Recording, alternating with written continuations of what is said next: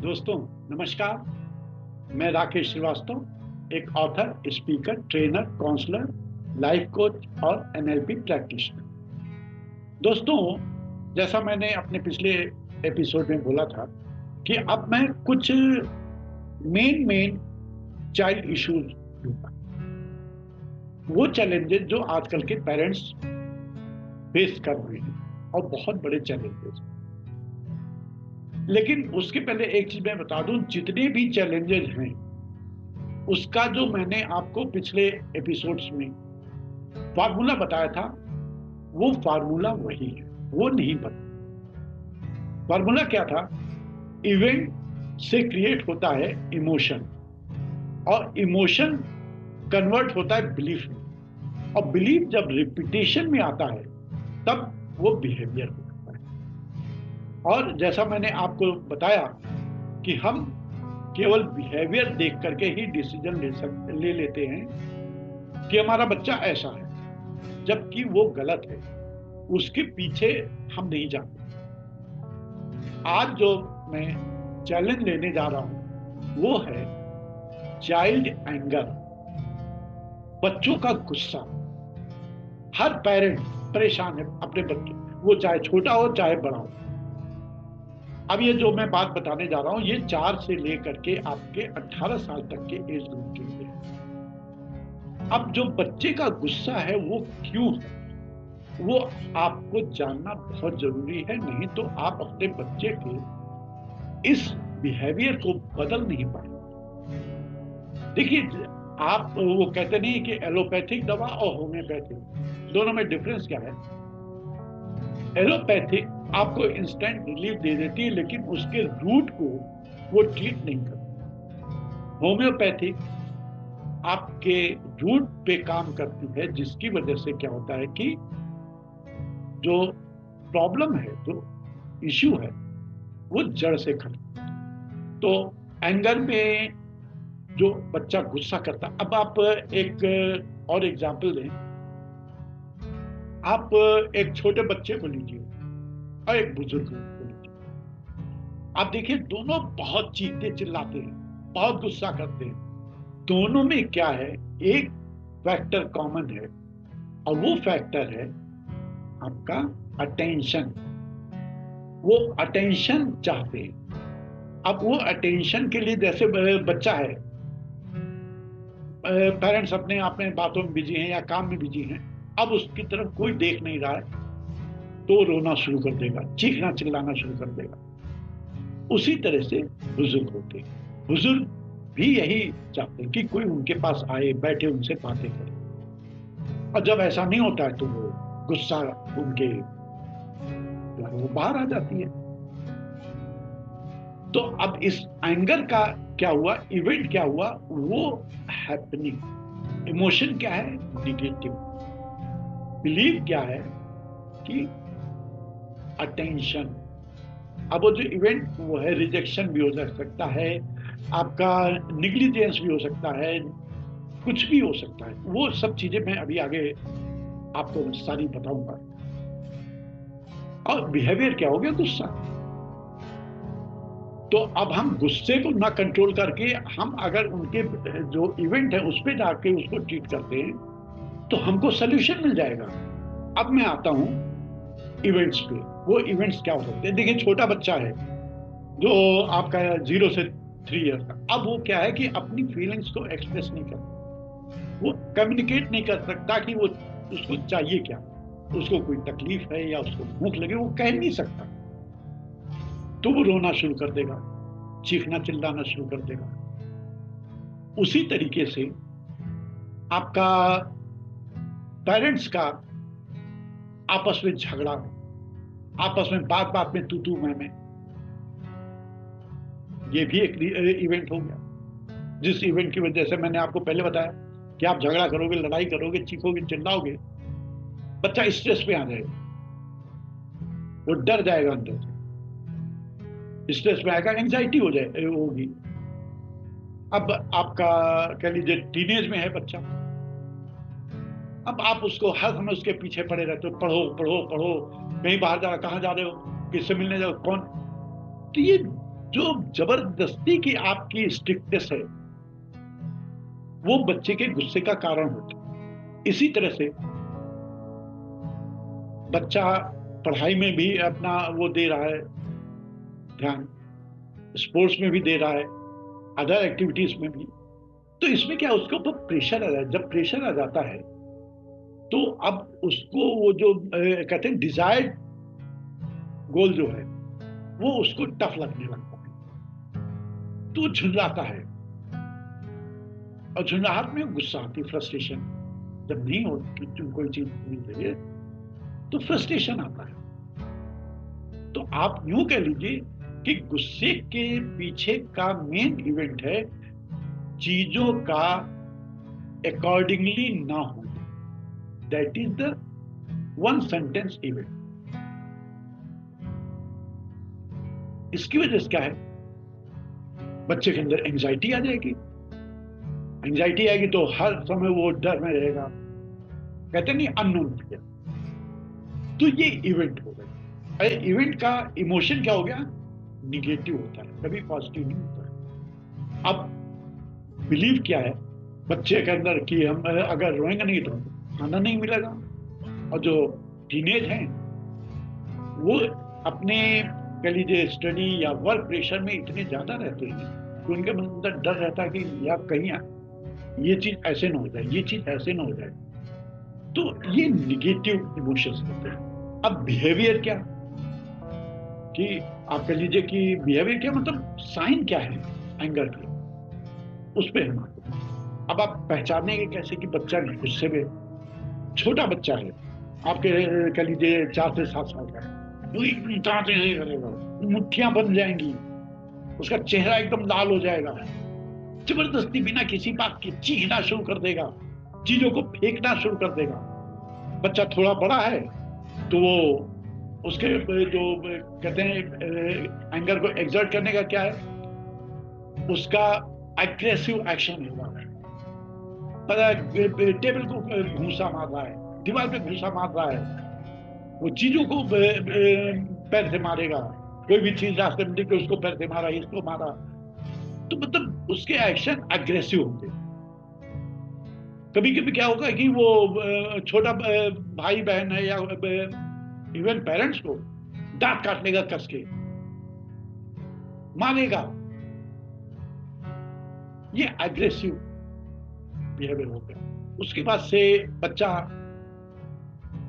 वो वर्बल वो कहते नहीं कि एग्रेशन में आ जाएगा, उल्टा सीधा बोलेगा, आप मेरे मम्मी नहीं हो, आप मेरे पापा नहीं हो। और बड़ा हुआ तो आप मेरी बातों को नहीं समझते, आप मेरे इंपॉर्टेंस नहीं है आपके, आप सोचो कि हम गलत है। तो एकदम मतलब गालियां तो नहीं दे सकता, नहीं तो गालियां भी दे। ये सब बिहेवियरल चेंजेस। अब आते हैं कि एज ए पेरेंट आपको क्या करना है, आप कैसे इस चीज को कंट्रोल करें। अब करना क्या है आपको, एक तो सेफ स्पेस देखिए, हमेशा उसके ऊपर चढ़े मत रहिए। मैंने पहले बताया कि बच्चों को समझने की कोशिश करें। मैंने आपको अभी इवेंट्स बता दिए किन किन वजह से गुस्सा हो सकता है, आप उस पर काम करिए। आप बच्चे को एक स्पेस दीजिए, सेफ स्पेस। मतलब बच्चा घर में ही है, आप केवल दूर से उस पर निगाह रखिए, उसके पास बच्चा की एक थोड़ी लिबर्टी, ऑटोनॉमी दीजिए उसको। उसके बाद से बच्चे का एक रूटीन सेट करिए, उसको रिस्पॉन्सिबिलिटी फील कराइए, उसके अंदर रिस्पॉन्सिबिलिटी फीलिंग आना बहुत जरूरी है। जब रूटीन आप सेट करेंगे तब वो थोड़ा रिस्पॉन्सिबल हो। रूटीन जब सेट करते हैं तो ये रूटीन क्या है, कैसे टाइम टेबल, तो देखो बेटा इतना टाइम तो पढ़ोगे, इतना टाइम खेलोगे, इतना टाइम तो अपना मोबाइल पे करो। मोबाइल पे भी आपको ध्यान रखना, मोबाइल एडिक्शन पे मैं दूसरा एक एपिसोड दूंगा आपको। बच्चों का मोबाइल एडिक्शन कैसे कंट्रोल।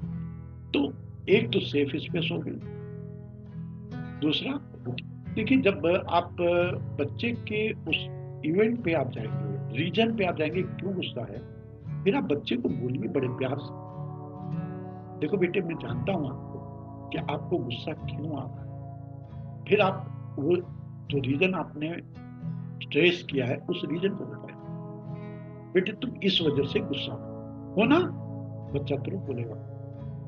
जहां पे उसने हाँ बोला, आपके उसके बीच में एक क्लोजनेस आई, बच्चे के अंदर एक अंडरस्टैंडिंग की चीज आएगी। बच्चे को लगेगा नहीं पापा मेरी बात को समझ रहे हैं, या मम्मी मेरी बात को समझ रही है। बच्चे को ब्रीथिंग एक्सरसाइज कराओ, प्राणायाम बहुत जरूरी। बचपन से अगर आपने आदत डाल दी प्राणायाम की, आपका बच्चा हेल्दी निकलेगा। डीप ब्रीदिंग उसको सिखाइए, उसको अनुलोम विलोम सिखाइए। ये प्राणायाम और योगा बहुत ही जरूरी है आजकल के बच्चों, इवन कि आपको भी जरूरी है, ऐसा नहीं कि आपको नहीं जरूरी हो। ये आप जो हर समय स्ट्रेस में रहते हो, आपके लिए भी प्राणायाम बहुत उतना ही जरूरी जितना बच्चों के लिए, बल्कि उससे ज्यादा। ये जो प्राणायाम होता है इससे क्या है, आप मेंटली काम डाउन होते हैं, एक पीस आती है। जब दिमाग शांत होगा तब वो पॉजिटिव थिंकिंग में जाता है। जब वो शांत नहीं है दिमाग, तो हमेशा निगेटिव थॉट्स हैं, हमेशा।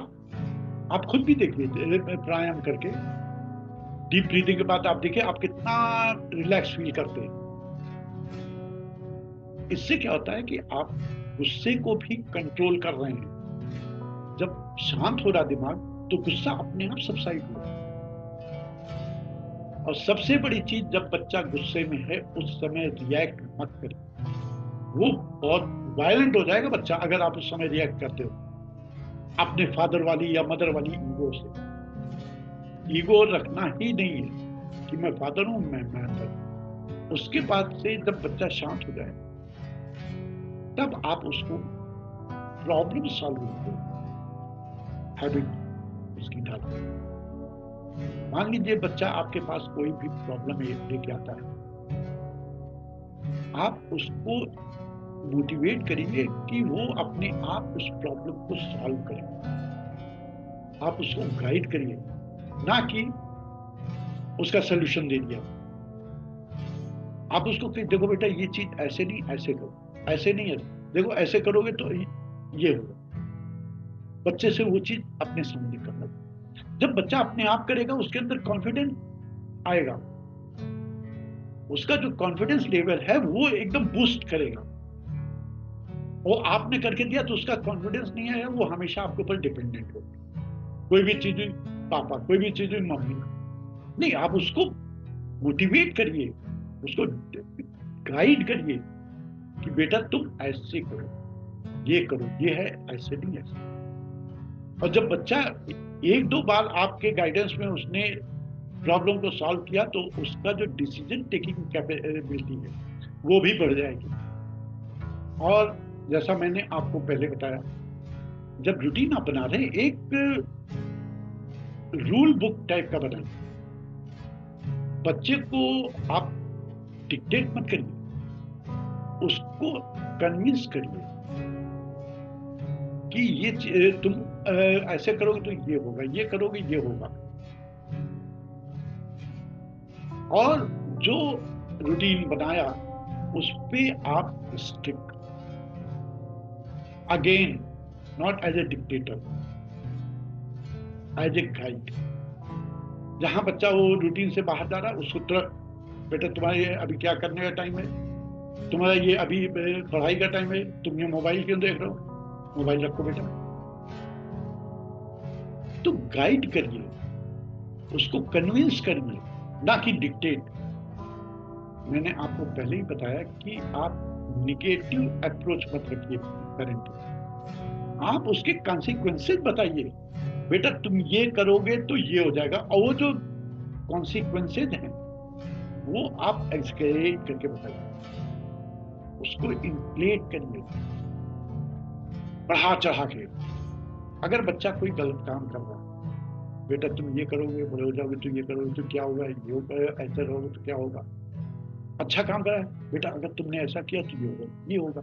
उसको जहां तक आप पढ़ा के बता सकते हैं, बच्चे के सामने एक क्लियर पिक्चर दीजिए। अच्छा करोगे तो क्या होगा, बुरा करोगे तो क्या होगा। ये कभी मत बताइए कि ये मत करो, ना ये बोलिए अच्छा या बुरा। उसको डिफ्रेंशिएट मत करिए, उसको तुम ये करोगे तो अच्छा, ये करोगे तो ऐसे ऐसे ऐसे तुम यहां पहुंचोगे, और ये करोगे तो तुम यहां आओगे। आप उसको कन्विंस करिए, इन्फ्लुएंस करिए विद द एग्जाम्पल। डिक्टेट मत करिए, गाइड करिए। देखिए आप ये करिएगा, बच्चे का गुस्सा अपने आप कम हो जाता है, अपने आप। क्योंकि एक बार उसके अंदर रिस्पॉन्सिबिलिटी फीलिंग आ गई, उसका कॉन्फिडेंस बिल्डअप हुआ, तो आपको दोबारा कहने की जरूरत नहीं है।